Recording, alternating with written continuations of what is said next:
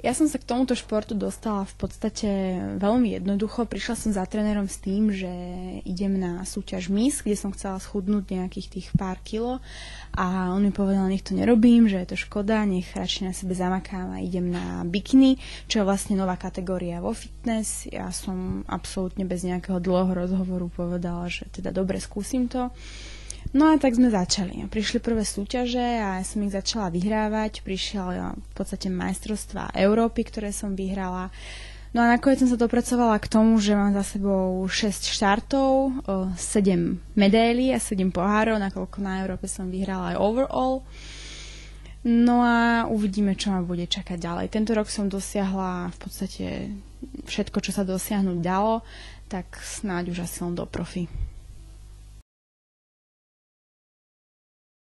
Nakoľko sú bikiny úplne novou kategóriou, ten model alebo ten štýl, ako má tá pretekárka vyzerať, nie je dopredu daný. Hovorí sa, že v podstate, nakoľko som teraz všetko povyhrávala, malo by sa to uberať nejakým aj tým môjim vzorom.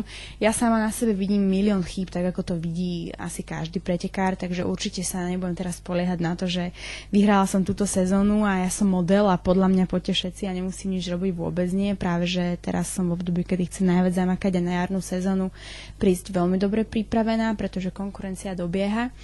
Podľa mňa má dobrá pretekárka bikiny spĺňať také základné ženské krivky a základné v podstate veci, ktoré sú na žene krásne. Určite to musia byť krásne ženy, ktoré majú charizmu, ktoré sa vedia predať, ale takisto tam musí dominovať tá vytrenovanosť tej postavy. Bikiny nie sú kategória, kde sa ja ráno zobudím, namalujem sa a idem súťažiť. Určite to je každodenná tvrdá drina, strava, fitko a až potom to výsledné skrášlenie sa a prezentácia. A už keď sme v podstate aj na tom pódiu, nie je to dopredu rozhodnuté, ale musíme sa tam pobiť. Aj keď vyzeráme ako bábiky, tak bijeme sa tam, sácame sa tam, prekračujeme jedna druhú, nech každý je čo najviac vidno. Myslím si ale, že takou najväčšou domenou je to osobné vyžarovanie, lebo pripravených môže byť dobre 5 pretekárov, ale keď vy vyjdete a ľudia sa nepozrú nikde inde, že niečím proste svietite, tak vtedy ste vyhrali.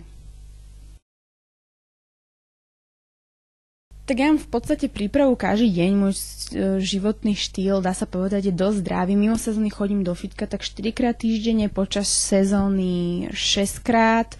Niekedy sa trénuje aj dvojfázovo, záleží na tom, aká je forma. Určite bikinárka musí mať dobrú stravu. Nie som za tvrdé diety, skôr by som to brala naozaj ako životný štýl a venovať sa tomu celoročne. Takže ja som osobne nemala žiadnu nejakú tvrdú dietu dlhodobo. Určite tie už finiše tej prípravy boli náročné pre mňa. Išla som bez sacharidov, išla som potom bez vody. Bola nejaká, ja to volám kulturistická cukrovačka, ktorú ja veľmi obľúbujem, ale zase potom sa to odrazí takisto. No, takže základ, cvičenie, strava, doplnky, regenerácia, určite v menšom množstve, ako majú body fitnessky, kulturistky, ale určite to treba. Ešte raz opakujem, nie je to kategória, že vstanem, namalujem sa a môžem súťažiť.